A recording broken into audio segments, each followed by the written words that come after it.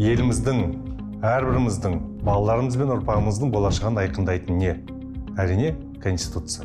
15 наурызда елімізде жалпы халықтық референдум өтеді. Азаматтарымыз жаңа ата заң үшін дауыс береді. Бұл күн тарихымыздағы тағдыр шешті сәт болуы мүмкін.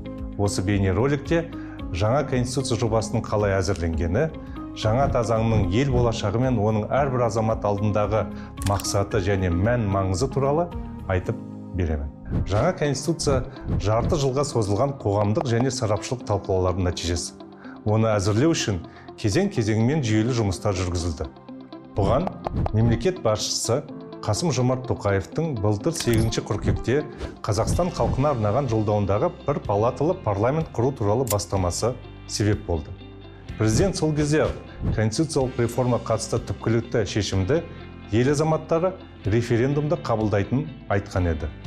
Бір палаталы парламентке көшу қазіргі конституцияның 40-қа жуық бабына түзету енгізуді, яғни негізгі заңның жартысына жуығын жаңартуды талап ететіні белгілі болды. Сол себепті 8 қазанда президент бастамасымен парламенттік реформа жөнінде жұмыс тобы құрылды. Оның құрамына 30-дан астам танымал заңгер сарапшылар, парламенттегі саяси партиялар фракцияларының жетекшілері, қоғамдық ұйымдардың өкілдері енді. Президент парламенттік реформаға бастамашы болып қана қоймай, оның жүзеге асырылуына да тікелей атсалысты. Мәселен, мемлекет басшысы парламенттегі президенттік квотадан бас тартуды, цифрландыру жөнінде жаңа комитетті құруды, сонымен қатар жергілікті деңгейде мажоритарлық сайлау жүйесін сақтап, мәслихаттарға бір мандатты округтер арқылы сайлауды ұсынды.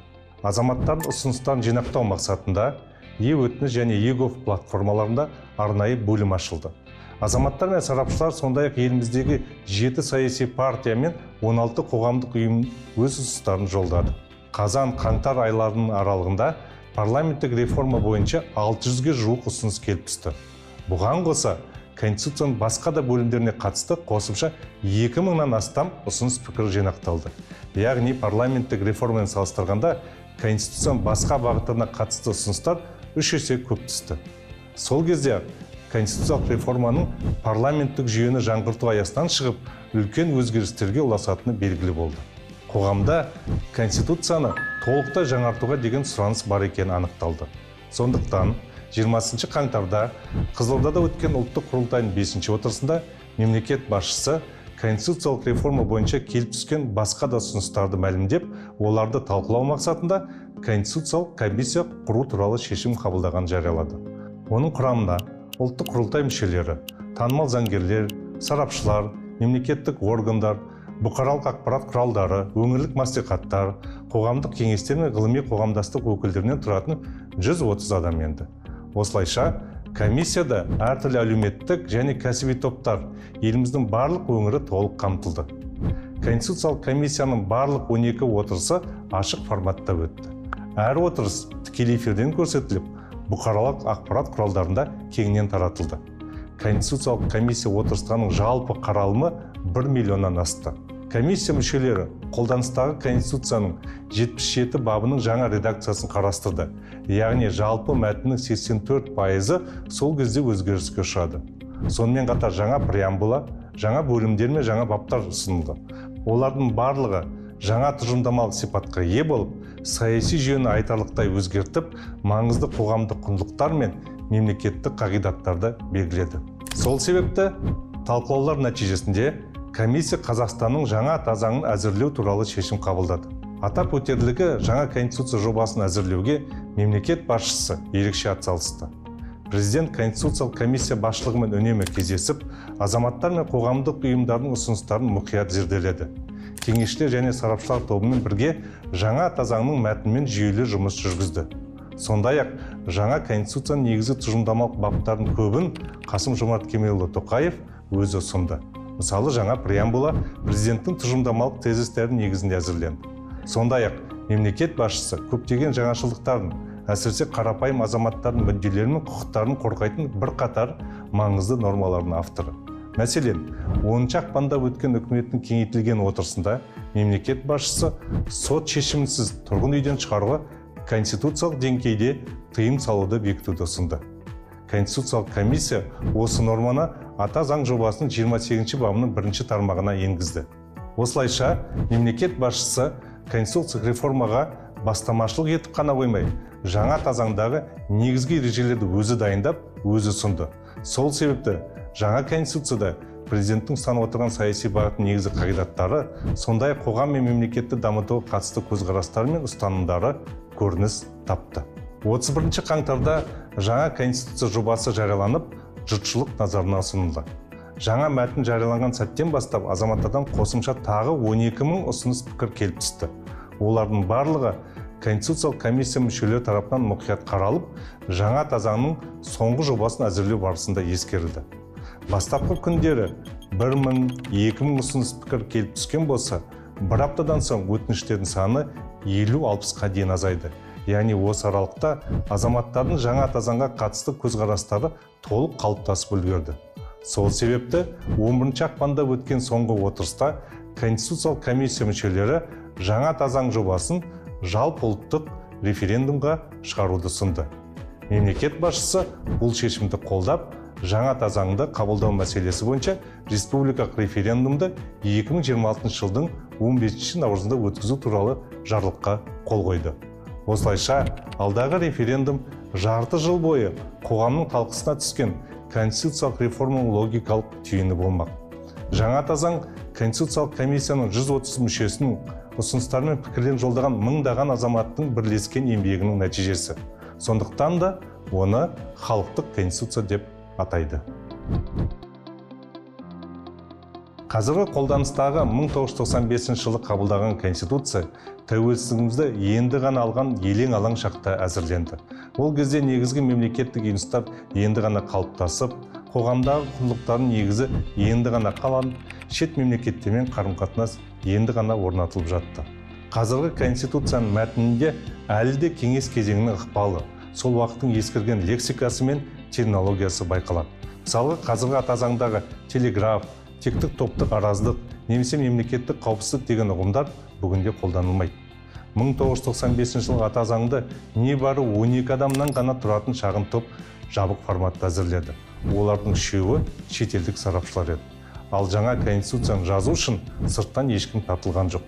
Оны еліміздің 130 азаматтан тұратын комиссия дайындады.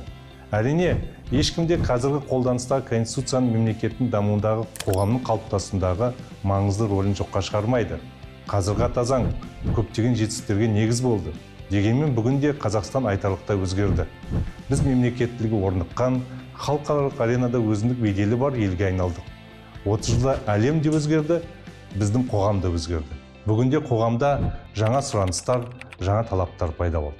Қоғам назары басқа мәселелерге ауды. Мысалы, экологиялық мәселелер, әйелдердің құқықтарын қорғау, мемлекет пен дін арасында қатынастар, ұлттық бірегейлігімізді, дәстүрлі құндылықтарымызды және өмір салтымызды сақтау алдыңғы орынға шықты.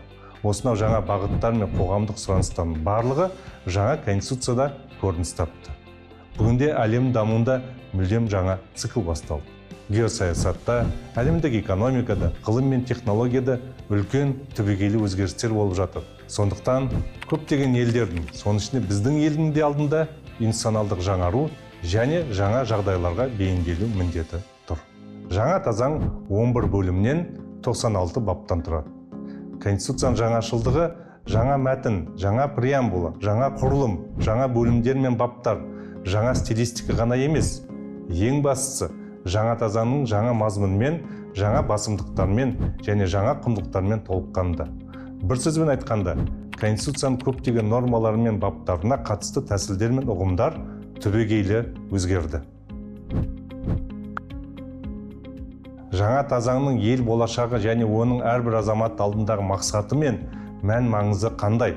Біріншіден, оның басты ерекшелігі қарапайым адамның мүддесіне бағдарлануы. Жаңа конституцияда басты назар мемлекетке емес, керісінше адамға, оның құқығы мен бостандықтарына, мүддесі мен қажеттіліктеріне аударылған. Жаңа тазаңның преамбуласының өзінде адам құқықтары мен бостандықтары негізгі басымдық ретінде бекітілген. Ал жаңа конституцияның бірінші бабында мемлекеттің басты құндылығы ретінде адам және оның өмірі, құқығы мен бостандығы айқындалған. Жаңа тазаңның екінші бөлімі толықтай адам құқықтарына, бостандықтары мен міндеттеріне арналған. Баптардың саны бойынша Бұл бөлім жаңа конституциядағы 11 бөлімнің ішіндегі ең үлкені. Мысалы, президент бөлімі 10 баптан, үкімет бөлімі 7 баптан, құрылтай бөлімі 12 баптан тұрса, ал азаматтардың құқығын, бостандықтары мен міндеттерін қорғауға арналған бөлімде 30 бап бар. Яғни басқа бөлімдерден 2 немесе 3 есе көп. Қазіргі конституциямен салыстырғанда адам деген сөз жаңа ата заңда 1,5 есе көп қолданылған. Яғни жаңа ата заңның негізінен адамдардың мүддесіне бағытталған осыдан аңғаруға болады. Жаңа конституцияда кез келген санаттағы, кез келген әлеуметтік және кәсіби топтағы, кез келген жастағы адамдардың мүдделері қамтылған. Бұл нені білдіреді? Бұл әрбір азамат өз құқықтарын қорғауда сенімді конституциялық кепілдіктерге ие деген сөз. Мысалы, ғалымдар мен шығармашылық иелері үшін жаңа конституцияда ғылыми, техникалық және көркем шығармашылық еркіндігіне кепілдік берілген. Кәсіпкерлерге жаңа ата заң барлық меншік нысандарының танылуына және қорғалуына кепілдік береді. Әлеуметтік осал топтар үшін мемлекет тарапынан әлеуметтік қорғау құқығы жасына, ауруына, мүгедектігіне, асыраушысынан айырылуына байланысты және заңда көзделген өзге де негіздер бойынша әлеуметтік қамсыздандыру құқығы қамтамасыз етіледі. Жаңа конституцияға сәйкес барлық азаматтар жасына, әлеуметтік және өзге де жағдайына қарамастан еңбек етумен демалу құқығына, білім алуға және денсаулығын сақтауға, сөз бостандығы мен бейбіт жиналыстар өткізуге, жеке деректерін қорғауға, қолайлы қоршаған ортаға ие бола алады. Жаңа конституцияның 4 бабының 1 тармағында мемлекеттік биліктің бірден-бір бастауы әрі егемендіктің иесі Қазақстан халқы екені нақты көрсетілген. Бұл бұрын соңды болмаған жаңа норма. Сондықтан да енді ата заңның 92 бабының 1 тармағына сәйкес конституцияға кез келген өзгерістерді тек жалпы халықтық референдум арқылы, яғни елдің барлық азаматтарының пікірін ескере отырып қана енгізуге болады. Алғаш рет ата заңның конституциялық құрылыс негіздері деп аталатын 1 бөлімнің 3 бабының 2 тармағында мемлекеттің стратегиялық дамуының негізі ретінде табиғи қазбалар, басқа да байлықтар емес, ең алдымен адами капитал, яғни адамдардың білімі, қабілеті, еңбегі белгіленді. Бұл мемлекеттік саясаттағы өте маңызды және терең бетбұрыс. Екіншіден, жаңа конституцияда ұлттық бірегейлігіміз айқын көрсетілген. Алғаш рет преамбулада тарихи тамырымыз көрсетіліп, ұлы даланың мыңдаған жылдық тарихының сабақтастығын сақтау туралы тікелей айтылды. Конституциялық құрылыс негіздері деп аталатын 3 бөлімнің 3 бабының 1 тармағында мемлекет қызметінің негіз құраушы қағидаттарының бірі тарихи мәдени мұраны сақтау және төл мәдениетті қолдау екені нақты айқындалған. Жекелеген нормалар мен баптар өмір салтымызды конституциялық деңгейде сақтауға және қорғауға бағытталған. Мысал ретінде дәстүрлі отбасы институтын және мемлекеттің зайырлы сипатын айтуға болады. Жаңа конституцияда тәуелсіздік пен егемендік ұлттық бірегейлігіміздің негізгі тірегі екені қамтылған. Аталған құндылықта жай декларация емес, нақты нормалармен бекітілген. Жаңа ата заңның конституциялық құрылыстың негіздері деп аталатын 1 бөлімнің 3 бабындағы негізгі қағидалар тізімінде мемлекеттік қызметтің ең бірінші қағидасы ретінде егемендік пен тәуелсіздікті қорғау деп көрсетілген. Ал 2 бапта мемлекеттің егемендігі, тәуелсіздігі, унитарлығы, аумақтық тұтастығы, Қазақстан Республикасының басқару үлгісі өзгертілмейді деп тікелей бекітілген. Бұл осы мәселелер талқыланбайды, тіпті референдумға да шығарылмайды дегенді білдіреді. Олар мемлекетіміздің өзгермейтін негізі болып саналады. Жаңа конституцияның мәтінімен танысқанда егемендік және тәуелсіздік сөздерін бас әріппен жазылған байқаған боларсыздар. Бұл мәтіннің стилистикалық ерекшелігі ғана емес, мемлекет басшысының тұжырымдамалық ұстанымын көрсетеді. Оның пікірінше тәуелсіздік және егемендік басты құндылықтар. Сондықтан олар қоғамдық санада